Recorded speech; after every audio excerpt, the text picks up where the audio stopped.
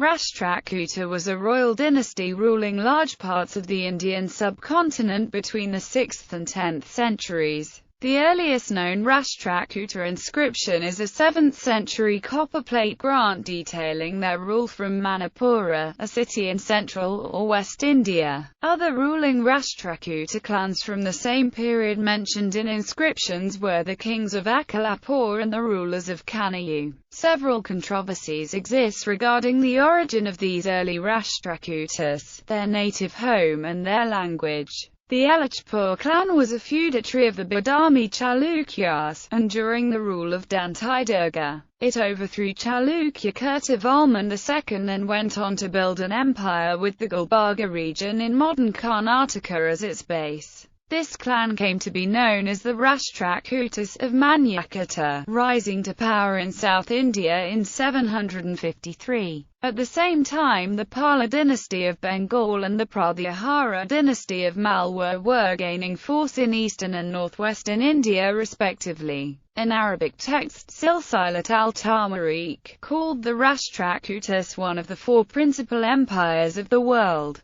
This period, between the 8th and the 10th centuries, saw a tripartite struggle for the resources of the rich Gangetic plains, each of these three empires annexing the seat of power at Kanayu for short periods of time. At their peak, the Rashtrakutas of Manyakata ruled a vast empire stretching from the Ganges River and Yamuna River Doab in the north to Cape Comorin in the south. A fruitful time of political expansion, architectural achievements and famous literary contributions. The early kings of this dynasty were influenced by Hinduism and the later kings by Jainism. During their rule, Jain mathematicians and scholars contributed important works in Kannada and Sanskrit. Amoghavarsha I, the most famous king of this dynasty, wrote Kavirajamagga, a landmark literary work in the Kannada language. Architecture reached a milestone in the Dravidian style, the finest example of which is seen in the Kailasanath temple at Ellora in modern Maharashtra. Other important contributions are the Kashi Vishwanatha temple and the Jain Narayana temple at Pattadakal in modern Karnataka, both of which are UNESCO World Heritage Sites. History. The origin of the Rashtrakuta dynasty has been a controversial topic of Indian history. These issues pertain to the origin of the earliest ancestors of the Rashtrakutas during the time of Emperor Ashoka in the 2nd century BCE, and the connection between the several Rashtrakuta dynasties that ruled small kingdoms in northern and central India and the Deccan between the 6th and 7th centuries. The relationship of these medieval Rashtrakutas to the most famous later dynasty, the Rashtrakutas of Manyakata, who ruled between the 8th and 10th centuries, has also been debated. The sources for Rashtrakuta history include medieval inscriptions, ancient literature in the Pali language, contemporaneous literature in Sanskrit and Kannada, and the notes of the Arab travelers. Theories about the dynastic lineage, the native region and the ancestral home have been proposed, based on information gleaned from inscriptions, royal emblems, the ancient clan names such as Rashtrika, epithets, the names of princes and princesses of the dynasty,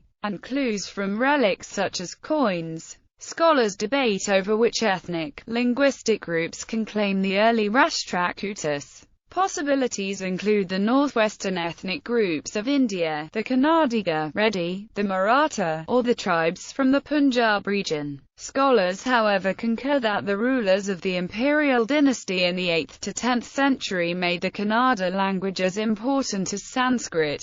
Rashtrakuta inscriptions used both Kannada and Sanskrit, and the rulers encouraged literature in both languages. The earliest existing Kannada literary writings are credited to their court poets and royalty. Though these Rashtrakutas were Kannadigas, they were conversant in a northern Deccan language as well. The heart of the Rashtrakuta Empire included nearly all of Karnataka, Maharashtra and parts of Andhra Pradesh, an area which the Rashtrakutas ruled for over 2 centuries. The Samangad copperplate grant confirms that the feudatory king Dantidurga, who probably ruled from Akalapura in Berar, defeated the great Carnatic army of Kirtivarman II of Badami in 753 and took control of the northern regions of the Chalukya Empire. He then helped his father-in-law, Pallava king Nandi Varman, regain Kanchi from the Chalukyas and defeated the Gurjaras of Malwa, and the rulers of Kalinga, Kosala and Srisalam. Dantidurga's successor Krishna I brought major portions of present-day Karnataka and Konkan under his control. During the rule of Dhruva Dharavarsha, who took control in 780, the kingdom expanded into an empire that encompassed all of the territory between the Kaveri River and central India. He led successful expeditions to Kanayu, the seat of northern Indian power, where he defeated the Gurjara Pratiharas and the Palace of Bengal, gaining him fame and vast booty, but not more territory. He also brought the eastern Chalukyas and Gangas of Talakad under his control. According to Altekar and Sen, the Rashtrakutas became a pan-India power during his rule. Expansion. The ascent of Dhruva Dharavarsha's third son, Govinda III, to the throne heralded an era of success like never before. There is uncertainty about the location of the early capital of the Rashtrakutas at this time. During his rule there was a three-way conflict between the Rashtrakutas, the palace and the Pratiharas for control over the Gangetic plains.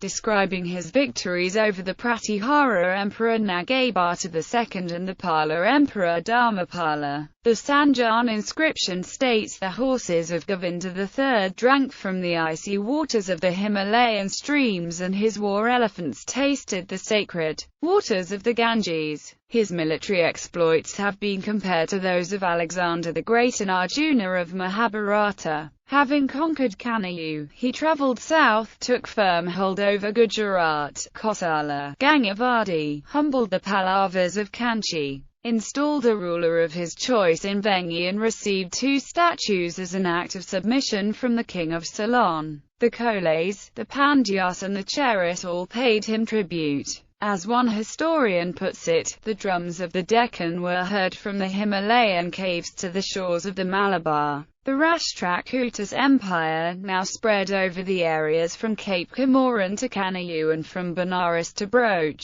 The successor of Govinda III, Amoghavarsha I, made Manyakata his capital and ruled a large empire. Manyakata remained the Rashtrakutas' regal capital until the end of the empire. He came to the throne in 814, but it was not until 821 that he had suppressed revolts from feudatories and ministers. Amoghavarsha I made peace with the Western Ganga dynasty by giving them his 2 daughters in marriage, and then defeated the invading Eastern Chalukyas at Vinga Valley and assumed the title Varanarajana. His rule was not as militant as that of Govinda III, as he preferred to maintain friendly relations with his neighbours, the Gangas, the Eastern Chalukyas and the Pallavas, with whom he also cultivated marital ties. His era was an enriching one for the arts, literature and religion. Widely seen as the most famous of the Rashtrakuta emperors, Amoghavarsha I was an accomplished scholar in Kannada and Sanskrit. His Kavirajamaga is considered an important landmark in Kannada poetics, and Prashnatara Ratnamalika in Sanskrit is a writing of high merit and was later translated into the Tibetan language. Because of his religious temperament, his interest in the arts and literature, and his peace-loving nature, he has been compared to the Emperor Ashoka and called Ashoka of the South. During the rule of Krishna II, the empire faced a revolt from the eastern Chalukyas and its size decreased to the area including most of the western Deccan and Gujarat. Krishna II ended the independent status of the Gujarat branch and brought it under direct control from Manyakata. Indra III recovered the dynasty's fortunes in central India by defeating the Paramara and then invaded the Doab region of the Ganges and Jamuna rivers. He also defeated the dynasty's traditional enemies, the Pratiharas and the Palace, while maintaining his influence over Vengi. The effect of his victories in Kanayu lasted several years, according to the 930 copper plate inscription of Emperor Govinda IV. After a succession of weak kings during whose reigns the empire lost control of territories in the north and east, Krishna III, the last great ruler, consolidated the empire so that it stretched from the Narmada River to Kaveri River and included the northern Tamil country while levying tribute on the king of Ceylon. Decline in 972 AD. During the rule of Kotiga Amoghavarsha, the Paramara king Sayaka Harsha attacked the empire and plundered Manyakhata, the capital of the Rashtrakutas. This seriously undermined the reputation of the Rashtrakuta Empire and consequently led to its downfall. The final decline was sudden as Talapattu, a feudatory of the Rashtrakuta ruling from Tardavadi province in modern Bijapur district, declared himself independent by taking advantage of this defeat. Indra IV, the last emperor, committed Salakana at Shravanabelagola. With the fall of the Rashtrakutas, the feudatories and related clans in the Deccan and northern India declared independence. The western Chalukyas annexed Manyakhata and made it their capital until 1015 and built an impressive empire in the Rashtrakuta heartland. During the 11th century, the focus of dominance shifted to the Krishna River, Godavari River Doab called Vengi. The former feudatories of the Rashtrakutas in western Deccan were brought under control of the Chalukyas, and the hitherto suppressed Koles of Tanur became their arch-enemies in the south. In conclusion, the rise of Rashtrakutas of Manyakhata had a great impact on India, even on India's north. Suleiman al-Masudi and Ibn Khordadbeh wrote that their empire was the largest in contemporary India, and Suleiman further called it one among the four great contemporary empires of the world. According to the travelogues of the Arabs al-Masudi and Ibn Khordadbeh of the 10th century, most of the kings of Hindustan turned their faces towards the Rashtrakuta king while they were praying, and they prostrated themselves before his ambassadors. The Rashtrakuta king was known as the King of Kings, who possessed the mightiest of armies and whose domains extended from Kangan to Sindh. Some historians have called these times an age of imperial Kanayu, since the Rashtrakutas successfully captured Kanayu, levied tribute on its rulers and presented themselves as masters of North India. The era could also be called the Age of Imperial Karnataka. During their political expansion into central and northern India in the 8th to the 10th centuries, the Rashtrakutas or their relatives created several kingdoms that either ruled during the reign of the parent empire or continued to rule for centuries after its fall or came to power much later. Well known among these were the Rashtrakutas of Gujarat, the Rathas of Sondati in modern Karnataka, the Gahadavalas of Kanayu, the Rashtrakutas of Rajasthan and ruling from Hastikundi or Hadundi, Dahol, Mandor, the Rathors of Darnop,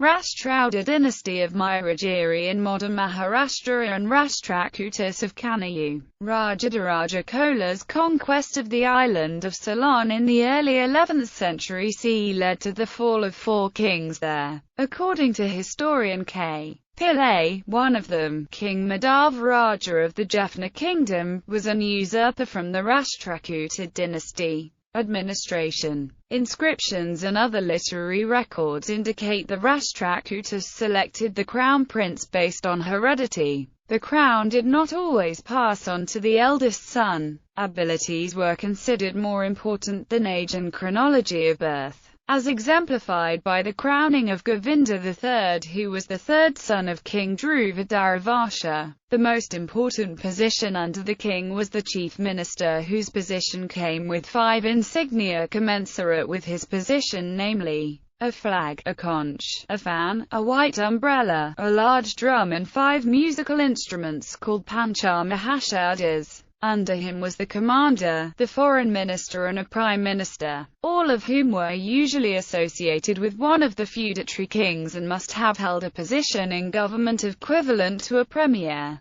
A Mahasamantha was a feudatory or higher-ranking regal officer. All cabinet ministers were well versed in political science and possessed military training. There were cases where women supervised significant areas, as when Revakani Madi, daughter of Amoghavarsha I, administered Edith or Vishaya. The kingdom was divided into mandala or rashtras. A rashtra was ruled by a Rashtrapati, who on occasion was the emperor himself. Amoghavarsha I's empire had 16 rashtras. Under a rashtra was a Vishaya overseen by a Vishayapati. Trusted ministers sometimes ruled more than a rashtra. For example, Bankesha, a commander of Amoghavarsha I, headed Banavasi 12000, Belvola 300, Puligere 300, Kunduru 500 and Kundarg 70. The suffix designating the number of villages in that territory. Below the Vishaya was the Nadu, looked after by the Nadugoda or Nadugavunda. Sometimes there were two such officials, one assuming the position through heredity and another appointed centrally. The lowest division was a grama or village administered by a Gramapati or Prabhagavunda. The Rashtrakuta army consisted of large contingents of infantry, horsemen, and elephants. A standing army was always ready for war in a cantonment in the regal capital of Manyakata. Large armies were also maintained by the feudatory kings, who were expected to contribute to the defense of the empire in case of war. Chieftains and all the officials also served as commanders, whose postings were transferable if the need arose. The Rashtrakutas issued coins such as Suvarna, drumas in silver and gold weighing 65 grains, Kalanju weighing 48 grains, Gadunaka weighing 96 grains, Kasu weighing 15 grains, Manjati with 2.5 grains and Akim of 1.25 grain.